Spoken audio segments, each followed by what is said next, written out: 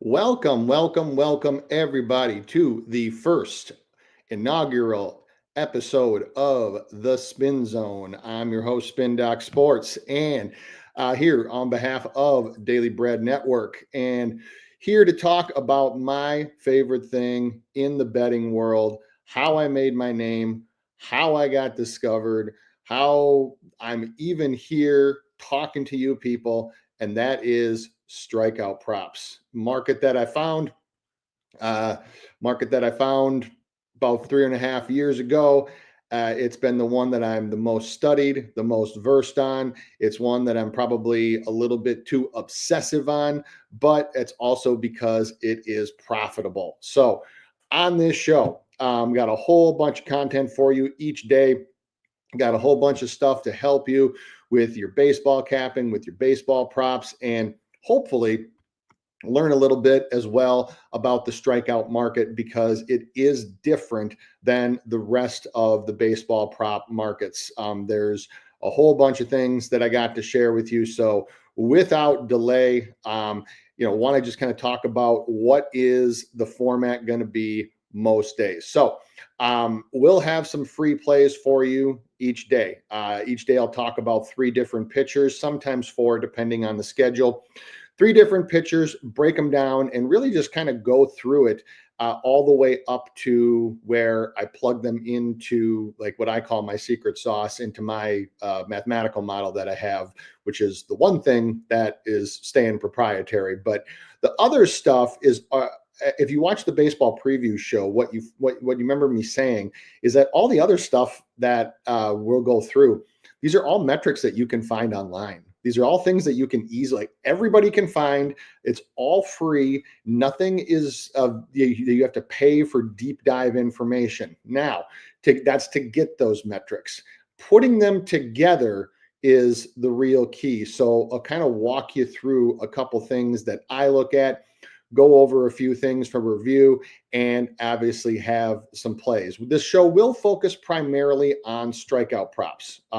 We'll focus primarily on strikeout props. We'll also have some other MLB bets that likely correlate, because what I found is that there are certain situations where strikeouts do correlate into like sides, totals, etc. So that's what we got on tap today. If there are any pitchers that you want to talk about or any looks that you want to get up, please feel free, drop them in the comments. I'll make sure to go through those as we proceed. But the first thing that I want to do is share one of the things that I use most extensively. And if you've watched some of the preview shows, or especially if you're in VIP, you know this very well.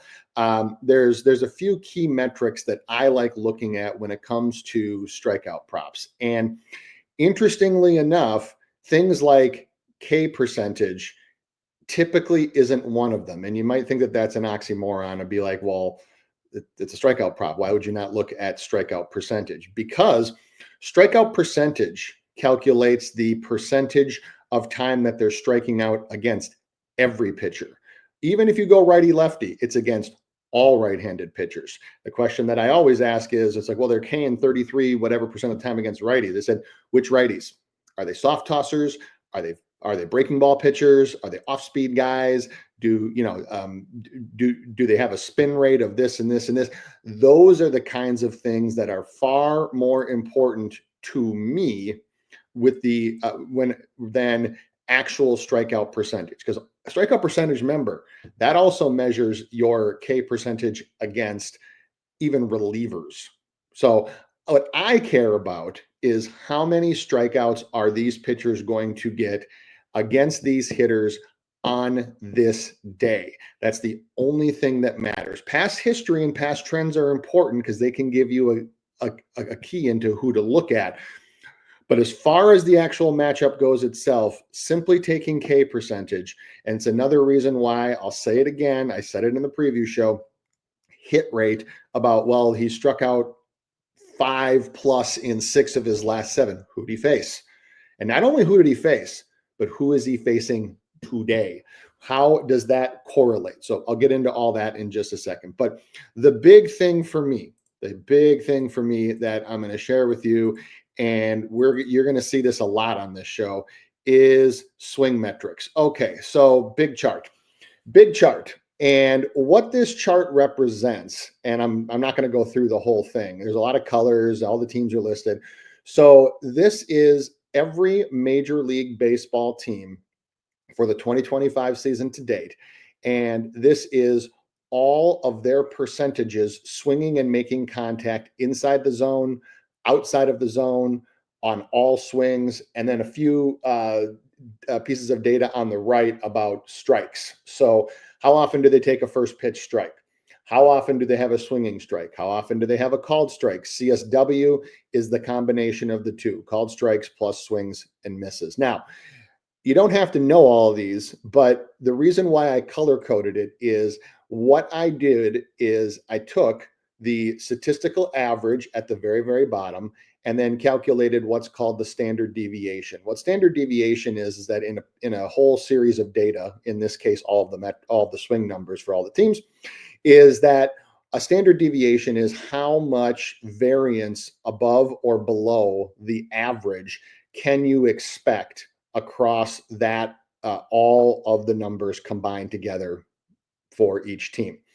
The color codes are teams that are significantly better or significantly worse than the average. And I'm telling you all of this because we're going to use this chart a lot on this show because swing metrics are something that I study pretty religiously. And what correlates a lot more to strikeouts than K percentage. So you can see as an example, unfortunately, I mean, I'm wearing their gear, but my Twins are down there at the bottom because our swing metrics are god awful. And so what this is saying is the league average for making contact outside of the zone when you swing is 61.6%. This is as of today. And the Twins are making contact at 55.5%. So that's why it's color coded in red. And so greens are good, reds are bad.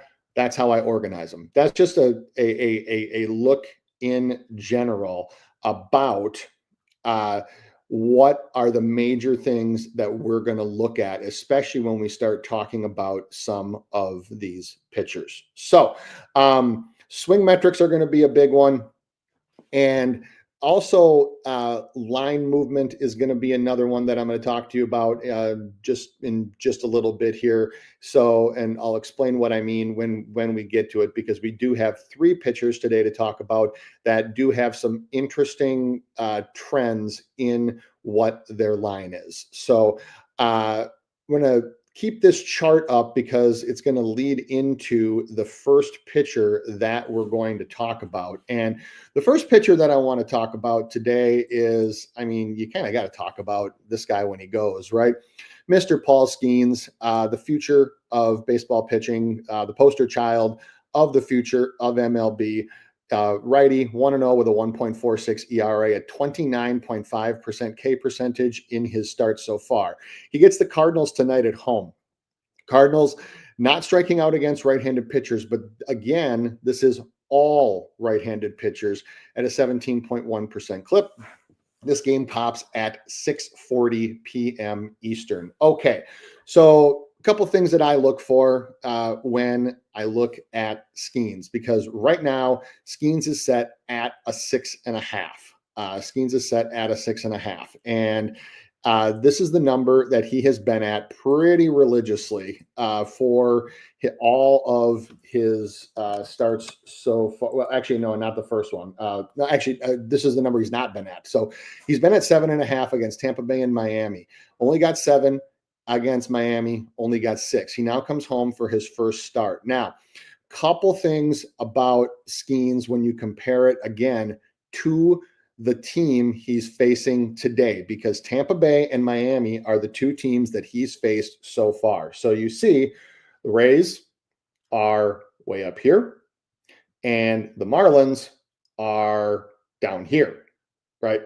The Cardinals are in between. So You see that the Cardinals pretty average overall swing metrics. They make contact a little bit above league average outside the zone. They make contact significantly above average inside the zone, but but overall they are a pretty average swinging team. So first thing that I look at is swing metrics, because when I look at Skeens for the exact same numbers, I see that Skeens so far this year, again, limited sample size, but he is in the zone 54.1% of the time. That is above league average. League average is about 49.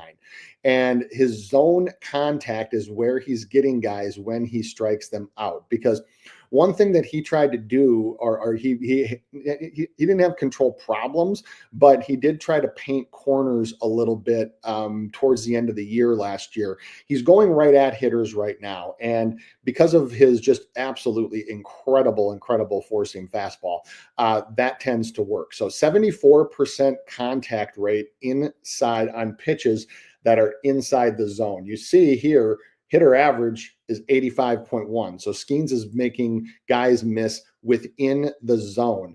On chase pitches, and again, so far, limited sample size, 69%, which is actually above MLB average. So he's not making guys miss as much so far with his chase stuff. His fastball is still blazing. It's still at 98, but the whiff on some of his secondary pitches is down. On his slider, it's down. On his sweeper, it's down. So his secondary pitch whiff percentage is down, but he's making guys miss in the zone, and he's spending a lot of time in the zone. And that's where we look at with Skeens. So you look at the Cardinals and you see that they spend about 68% of the time in the zone. That's about league average. You see that they have an 87% contact rate in the zone. That's above league average. So it doesn't make me want to say, oh my God, bet an under, because it's kind of hard to bet an under on Paul Skeens, especially at home. But you combine that with the fact that he was dropped from a 7.5 to a 6.5 when he's at home, going from road to home, and his outs prop is up. So his outs prop, which I've said this before, there is no prop that says this is how many innings they're projected to pitch. The way you can get that is if you look at DraftKings usually has them, the number of outs they're projected to get, and then you divide that by 3, because 3 outs in an inning. So you see Skeens is at an 18.5, heavily juiced towards the under. That would indicate to me that he's going to pitch 6 innings. Now, he's recorded 21 outs against Tampa Bay. When he didn't get a lot of Ks, he recorded 16 outs against Miami, where he got 7 before he had a little bit of control issues once he got above the 85-90 pitch or 85 pitch mark, and then got pulled. So I would expect this to be about right. I would expect him to go about 6 innings. And now the question becomes, will he or can he get 7 strikeouts? So hits prop is set at what it's been at, 3.5, and his walks and earned runs are both at 1.5, which is what they've been at. So I look at this one and I see a little bit of not necessarily something that makes me want to run to the window either way, but something that makes me kind of go, huh. You have Skeens whose Ks were dropped, but his innings prop went up. Now, part of that could be because the Cardinals lineup that he's facing, and again, this information is available free online on a number of sites, against the projected Cardinals lineup, which is right now 4 lefties, 5 righties. He has a 22.8% K percentage. So 13 Ks in 57 plate appearances. I'll tell you, if you didn't watch the preview show that I did, if you're looking at past history, it's not usually valid or of any use to you unless they have close to 1 full game of plate appearances against at least 4 or 5 guys have to have multiple ones. So sometimes you see a pitcher where it'll be have 40 plate appearances against 1 guy and then 2 against everybody else. That's not really useful except for the 1 guy. So Skeens does have it spread out pretty well. 57 plate appearances, 13 Ks. So 22.8% K percentage. That's probably not going to equal 7 strikeouts either. Then I go and I look at who are the hitters in this lineup. So right now you have the projected hitters are about what I would expect. Nootbaar leading off, Contreras, Donovan, Arenado, Burleson. And what I then look for is for the Cardinals team is that what is their zone contact rate? Because remember, we're focusing on the zone here. We're focusing on because Skeens is in the zone, has been in the zone a lot this year. He's making guys miss in the zone. And now he gets a team that makes a lot of or more league average than zone contact. So, I mean, you can look this up on Savant if you want, but I look it up and I see that right around half of the guys in this lineup are making contact above league average in the zone. Donovan for sure. Donovan for sure is. Arenado always does.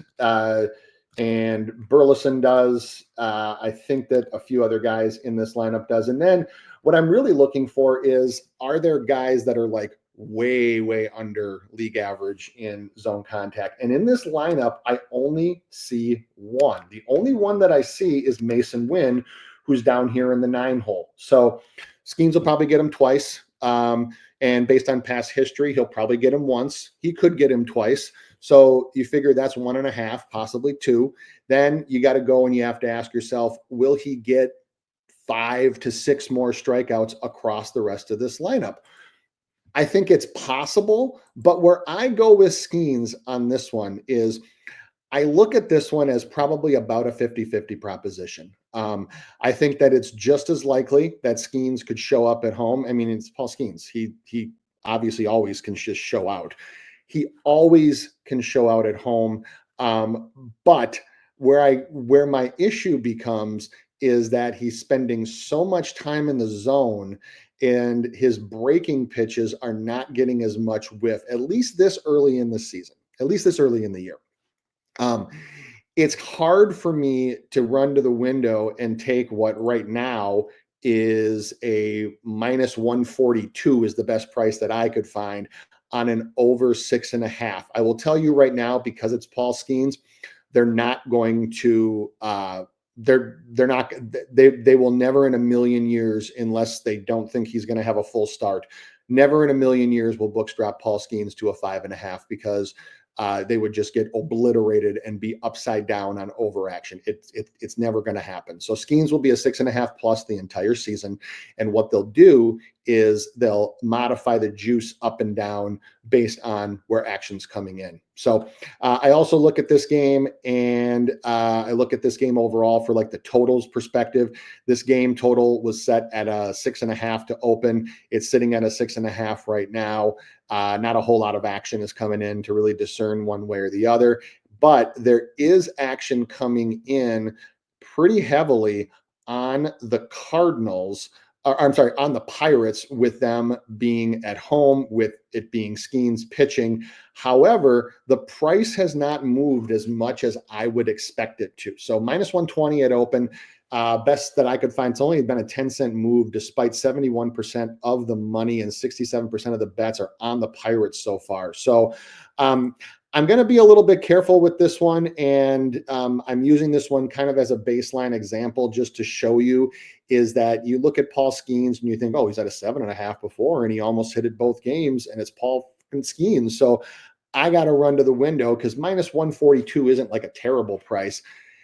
These are the kinds of things that I'm trying to help you with. And these are the kinds of things that I look at to say, whoa. If this is the lineup that we get, you only have one guy in this Cardinals lineup that is under league average on zone contact. You have a Cardinals team that's above league average on zone contact. And what you also have for this particular game is that you have it where the weather could potentially play a factor here. It is only supposed to be 37 degrees and not with the wind blowing 13 miles an hour out for this one. So I with the way the weather is looking, with the way the props are looking, with the way that the innings prop is looking, it just doesn't, it just makes me nervous when you have a guy who likes Skeens, where they drop his strikeout prop, which is almost like begging for action on an over, and the and the innings prop goes up. It's almost like saying, please, please, please bet my over, because Skeens will always be one of the most popular guys in the really on the prop slate. So I'm not saying don't bet it. I'm not saying that you shouldn't. I'm not saying that if you take the over and like parlay it with something to get better odds, or even if you take them down to like a 6+ and parlay it with something, that it's a bad bet, because it's Paul effing Skeens. I mean, the guy can K 8 to 10 on any given notice, but Skeens is operating in the zone a lot more than he has been over the last few or starts, well, and over the last season. So last year, he was only in the zone 50.4% of the time. This year, I mentioned it's up to 54.1, and his zone contact is going down. So he's trying to operate more in the zone and get guys with those primary pitches instead of the secondary ones. His usage of his four-seam fastball is up. His usage of his split finger is up too. And again, this is limited sample size, but only used the splitter about 28% of the time last year, now using it 35%, and really throwing it more in the zone instead of like in the dirt to try to get guys. So this is probably officially, like, for me, going to be a pass. But the way I'll tell you, if you want to bet Skeens, what I would recommend doing is I would recommend taking him down to like a 6, and it's going to be juiced, but parlaying it with something else that you like to potentially get plus odds if you want to keep him in the game. As far as an under look goes, I'm not prepared to take an under on Paul Skeens at this point. It's hard to take an under for a guy that is this good anyway. So even against a team like the Cardinals, it's way too early in the season for me to try to do what I call the get cute plays. And the get cute plays are where, like, it's a guy like Skeens or a guy like, just a absolute strikeout unit. And, you're trying to outsmart the market and outsmart everybody by taking an under. In those situations, I just pass, because I don't have enough data on, is this higher usage of the zone going to be a thing, or is this going to be, or is he going to adjust because he's going to be at home, because he's in a different circumstance, different opponent, what have you. So anyways, overall, that's my look on Paul Skeens. I would be really nervous about taking the over straight up and paying -142 for this one. I would much prefer to bring this one down and try to give him like something to play it with, so you can get better odds and avoid the juice. The other thing you can do, I saw Cover Kings said it in the chat, is you can always take him up to avoid the juice, because he is the guy who can get a ton of Ks. So all right, next guy up, Mr. Zach Wheeler. Business as usual for Wheels so far. I mean, this guy just keeps rolling. 1-0, 1.38 ERA, just gaudy so far. 40.9 K percentage against two opponents. Again, he gets the Braves, and the Braves strikeout percentage so far against all righties is 28.3%. Okay, so Wheels. So Wheels is on the road tonight, and his line at the start, and I will tell you right now, if you're going to bet this for Wheeler, I would probably approach it in a very similar fashion that I would Skeens. Reason being is he was at a 5.5 to start the year. He torched the Nationals for 8. Then he had the Rockies tax at home when he got jumped up all the way up to an 8.5. Still hit that. Now he gets somewhere in between. He's hovering between a 6.5 and a 7.5. The 6.5. The only book that I'm seeing, the only main book that I'm seeing that one at is FanDuel, and he is heavily juiced at a -162. I don't pay that for K props ever, and I would advise you not to do that either. What I would advise you to do is the exact same thing we just talked about with Skeens. I would tell you to either put it with something to get it to plus money, or I would leave it alone, or I would just take it 1 or 2 up to save yourself on the juice. Now, let's talk about Mr. Wheeler. So Wheeler's outs prop has been at 18 and a half, 17 and a half. That's not a whole lot of change. His hits allowed was raised. So 3.5 for both the first two games. Now it goes up to a 4.5. Not too much I would read into that, especially not if he's going to pitch 6+ innings. That's a pretty good number. Earned runs and walks both solid at 1.5. So I look at the Braves swing metrics, and there's been this notion that I've seen on X and everywhere else is that we'll pick on the Braves because they're striking out like crazy. Here's what I'll tell you is that they're striking out like crazy against certain type of pitchers. Certain type of pitchers have been getting them. There are certain games where they've been striking out, but there are also other pitchers where you would have expected them to have a whole bunch of strikeouts, like, for example, against Blake Snell, and they kind of torched him up a little bit. So Braves overall swing metrics are pretty average. You can see them sitting here at 19th. Overall, everything looking pretty down the line from a metrics perspective. The problem that the Braves have, and this is what's going to play a part, I think, into what happens here with Wheeler tonight, is Wheeler is operating in the zone this year at 52.5% of the time. That's above league average. The thing he's getting, though, and part of this is because one of his starts was against the Rockies, is that he's getting an absolutely gaudy 36.4% chase contact. That is not sustainable. I will tell you that right now. It doesn't matter who it is. If you are a starting pitcher in this league, you will not maintain a 36.4% chase contact rate over an entire MLB season.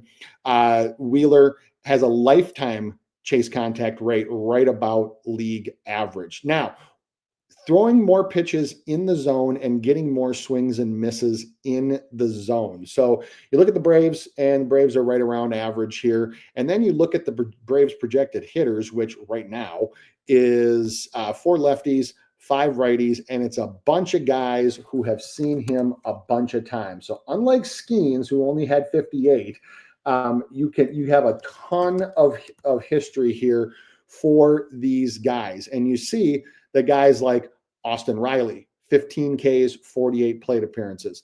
You see Ozuna, 24 Ks, 61 plate appearances. You see Michael Harris has got about a 50% K percentage and 22% or 22 plate appearances. And so there's 3 guys that Wheeler can get right there. Then you got a couple guys where might be a little bit harder. Ozzy doesn't K that much against him, only 11 and 52. It's about a 20% K percentage. And then a smattering of other guys that probably don't have as many plate appearances to qualify or to use. So I look at Wheels and I see a lot of things to like, because I see that I see Austin Riley, I see Ozuna, and I see Michael Harris in the projected lineup, and those are 3 guys that he can get pretty easily. I also see, even though there's only 10 plate appearances, I see Sean Murphy is in the projected lineup, and I think that Wheels can possibly get him quite easily, especially when I look at the overall swing metrics for this team. And I see from a zone contact perspective, I talked about where Wheels' zone contact allowed is lower. You have Austin Riley, that's 10% above or under league average. You have Ozuna, that's under league average. And then you have a number of guys from a chase contact perspective that are significantly under league average. So you have Riley down at 42.1 compared to a league average.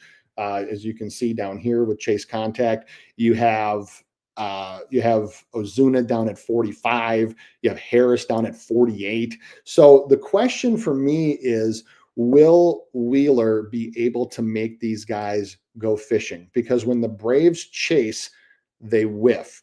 Now, they have a number of guys at the top of their lineup that are good at making contact in the zone. So What you might see is him approach this, because Wheels is one of the smartest pitchers in the game. You might see him approach this where he's going to pitch very surgically to begin with, to keep his pitch count low, to go deeper and get guys to get weak contact in pitching more in the zone, and then look to get strikeouts later. So what I might actually like doing with Wheeler, because that's how I think he's going to approach this game based on what the projected lineup is, if it holds, is that I might look to wait after the first few innings, even after the first time through the order, and see if I can get a better number live. I'm not a huge fan of paying a minus 160, whatever it is, for juice. And I'm also not convinced about the 8+ on the road here in a situation like this. So based on what I'm seeing for the top of the order, potentially with the type of contact that Wheeler allows and what they make, what I might like to do is to watch and just wait to, hopefully first time through the order, he's got like 2. Or even the first like 2 innings, he's maybe got like 1 per inning. So he's got 2 and his pitch count is low. That's when you can probably get in on a 6.5 at a better price. The minus 162 just is not really of huge interest to me at this point. So that's my overall thoughts on Wheeler. And before we go to the last one, I want to just give a shout out to all of the people who were so nice to join us. Adams Digest, welcome in, my guy, always with us, always here. Thank you for the flowers, my friend. Appreciate it. I'm going to talk about your other comment in just a moment about Mr. Corbin. Flow Creator, always with us. Good morning. Trying to Rob FanDuel was with us all the way through NCAA. Appreciate it, as was Moneybag Tone. Appreciate you, my guy. Slim, welcome in. Asked a good question. Is the splitter going to give him trouble today with the cold? It can. It can. It can. The cold can change how that thing can move, and with the amount of, especially if you're trying to throw it in the zone, can cause it to either hang, or if you're throwing it low, can cause it to do some extra drop. This is what I said about Cover Kings betting Skeens at 10+. Yep, I wouldn't be opposed with that at all. Good to see you as well, my guy.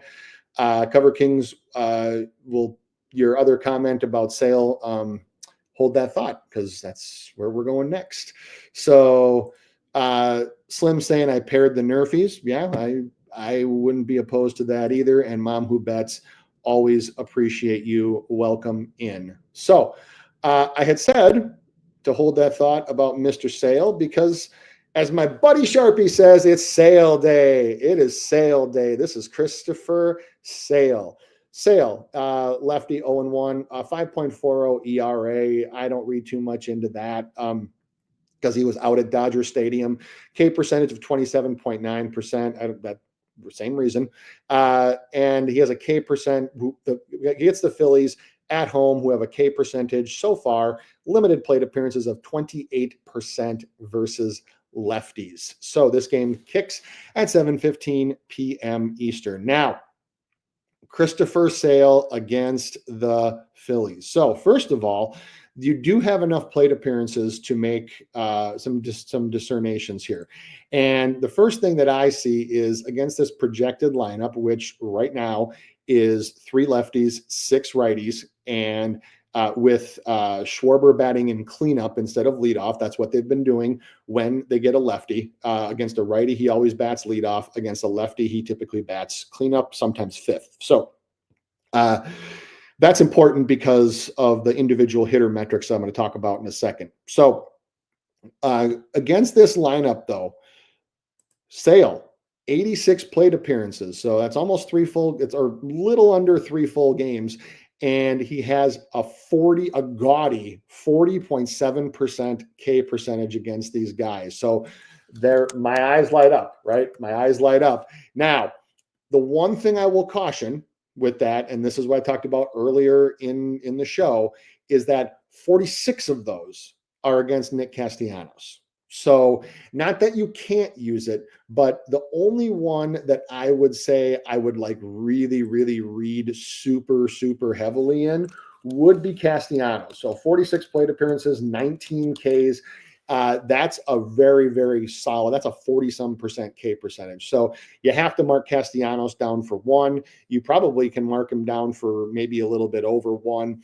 The rest of the guys, yeah, a lot of them have 50% K percentages against Sale, but only 5, 6, 4 plate appearances. Again, don't totally discount it, but unless you're starting to get into that 10 to 15 plus where you've probably seen them over 3 or 4 games, that's when it starts to become more usable. Now, the Phillies themselves, the one thing that they have not been doing, which is actually, if I'm being totally honest, kind of a departure from the Phillies teams of old, is they are not chasing. They have a 28.3% swing rate outside the zone.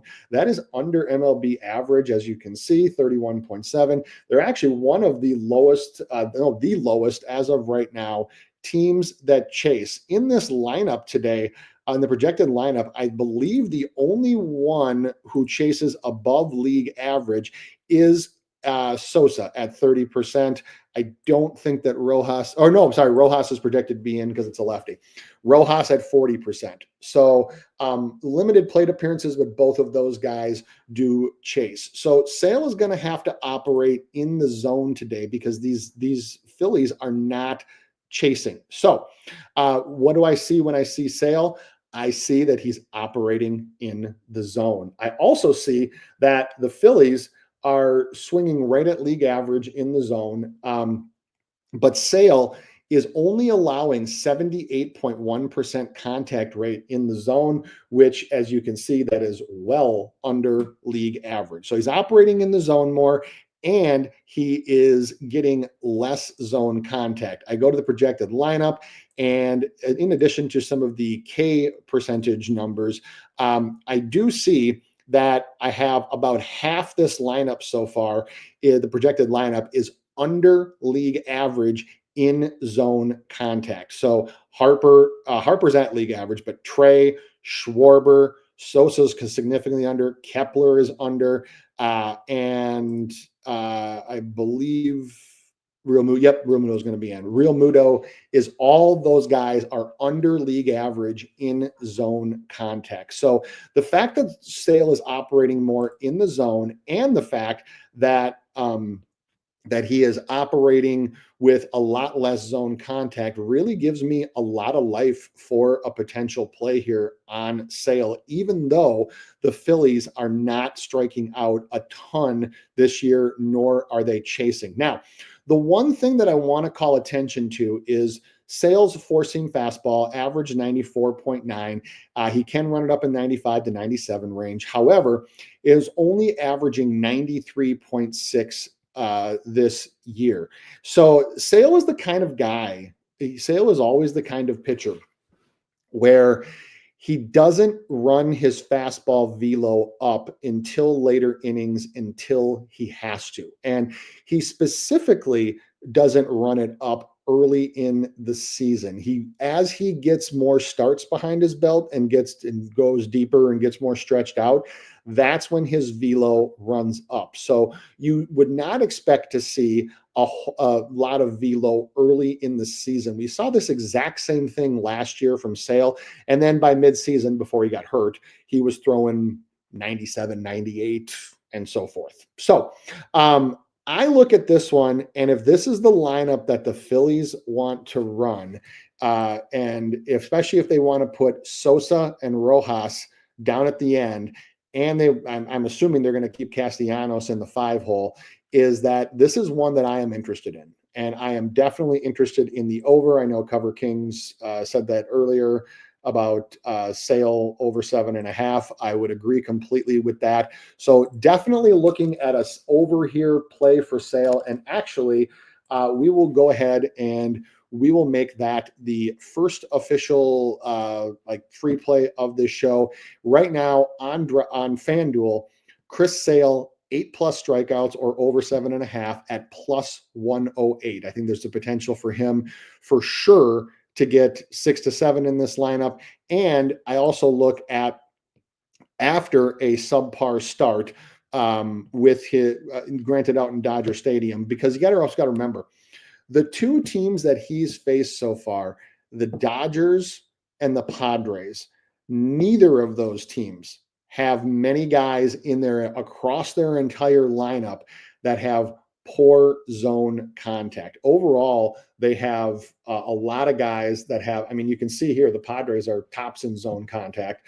And even though the Dodgers overall as a team are down here at 85.4, which is slightly above league average, obviously the top of their lineup, heavy in zone contact. So Sale gets a little bit of a relief from that today with half the Phillies lineup being under in zone contact. He gets a home start versus 2 West Coast starts on the road.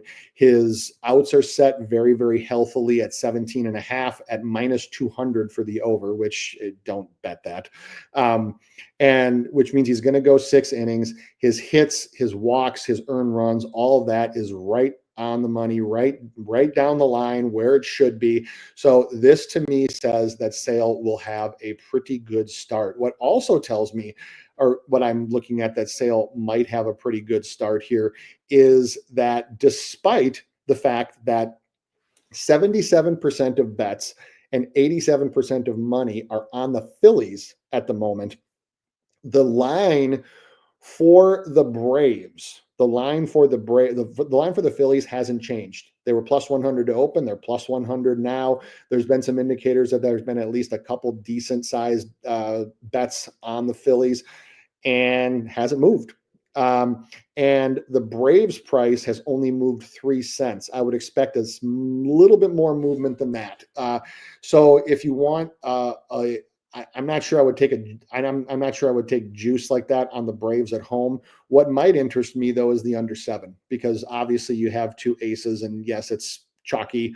It's kind of like cliche about these 2 guys going at each other. But I talked about how Wheels is projected to have a pretty lengthy and possibly good start. I talked about how Sale is one that I'm heavily looking at for an over. And you combine those 2 and you don't have a lot of earned runs. So first 5 or under makes a lot of sense. Full game under for 7.5 makes a lot of sense. Any of those work, but for the first official play for the spin zone, we will go Chris Sale over 7.5 strikeouts at plus 108. All right. So with that in mind, we will. Any other pitchers and looks? I saw Adam's comment from earlier that I wanted to get to. Oh, Patrick Corbin. Patrick Corbin gets a new change of scenery after that. Absolutely. I mean, it looked like dynamite when they signed him to it, but then 2 years in, it looked like the worst contract in baseball. He gets a new home, new pitching coach, new everything. Down in Texas, and he will go tonight against the Cubs. So the Cubs only 19.8% K percentage against lefties this year. There's also good history. 99 plate appearances against Corbin lifetime for this lineup, and only 16 Ks, so a 16.2% K percentage. I totally understand the underlook. I'm not even saying that I won't take a pretty heavy look on it as well. The thing that Corbin has always allowed, and I mean, I haven't read anything that he's drastically changed his style or anything this year, is he's allowed zone contact galore, 87.1% recently, which is the most recent metrics that I have. I go over here and I look at the Cubs, and while they're a little bit under in contact rate inside the zone, they do make a ton of chase contact. And so that can make up for the little bit underage in zone contact, because if you have a pitcher like Corbin that allows so much of it, and then if he's trying to throw chase stuff, the Cubs can make contact, they can make up for that. So totally understand the look. I'm interested to see what moving to Texas does, because when he was in Washington, when he was at the Nats, or in the Nats organization, I firmly believe that towards the end of his contract, when they realized that he was kind of falling off, is that they basically took the line of, we're going to get whatever use we can out of this, and you will pitch 5 innings, and damn it, you will like it.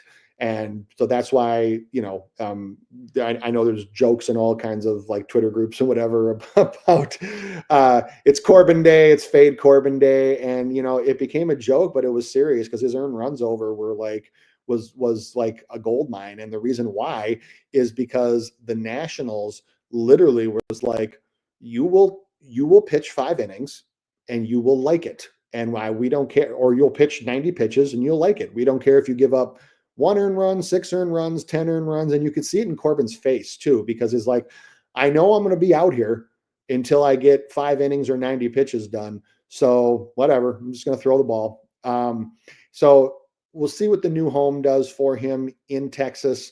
We'll see what happens when he's got a change of scenery. But if you're looking at Corbin, yeah, I can't argue that the under would be the way to look. So, Michael, good morning. Asking about Tarik Skubal. Yeah, Skubal is one that I looked at very, very early, and I'm not totally disinterested in at the moment. He's got only 38 plate appearances against this Yankees lineup, 12 Ks, 31.6%. Not a whole lot of detailed history to use here. The only one really is Aaron Judge with 14, and he's got him 4 times. That's about what I would expect. So I think that the line for Skubal is pretty well set correctly. I think if you are playing it, you probably only are looking at the over for this one. I know it's hovering between a 6.5 and a 7.5. His hits and walks and earned runs are right where they should be, right where they have been, as are his outs. So if you're gonna play Skubal, I would probably advise the exact same thing that I talked about. We talked about here with Skeens and with Sale, is that just either parlay them with somebody else to if you want the lower number to avoid the juice, or you can just take him up if you believe in him and can take him up to the 8+, which can give you some decent plus money on that one. I would probably lean towards the former on that one. So like I said, if you want to pair, say, like Sale with Sale 6, Skubal 7, I think can probably work. Actually, I can get that one up on DraftKings to see what that would be right at the moment. I think so. Skubal 7, and Sale 7 would be. You can get that at plus 152. So Sale and Skubal for 7+, you can get that at plus 152. You can, excuse me, you can go down if you want. If you want to go down to 6 for Skubal, you can go 7 for scale. You can go 7 for Sale, and you can get Skubal for 6. That can get you, I think, plus 106. Yeah, plus 106. So all kind of depends on what you want to do. If you have a book that allows you to kind of do strikeout sliders like that, you can play with those. I think that any combination of that between the guys that we talked about, I'm trying to get them like between 6 and 7 to try to just put them together to get some plus money. You can do that if you want. The only one that I really do like standalone that we've talked about today is Chris Sale. So, all right. I think that that's everything that I wanted to talk about today. Those are the 3 guys. So hope you enjoyed the format, because this is kind of pretty similar to what we'll be doing over for life of the show. Be talking about 3 pitchers and going into those swing metrics that I talked about, going into a couple other more detailed things that I do review before I kind of put it in what I call my secret sauce math model to make sure that everything validates and checks out. But those are all things that all this information is very, very freely available. If you haven't, go to Daily Bread. go to Daily Bread YouTube page and you can watch my preview show where I talk about all the places to find all this information. Obviously, if you have any questions at all, hit me up on X. Always happy to talk, share some information, what I'm looking at. So again, thank you all for joining. Thank you all for being here. Hope you enjoyed the first episode of the Spin Zone, and there will be many more. Best of luck if you're tailing, and let's get it.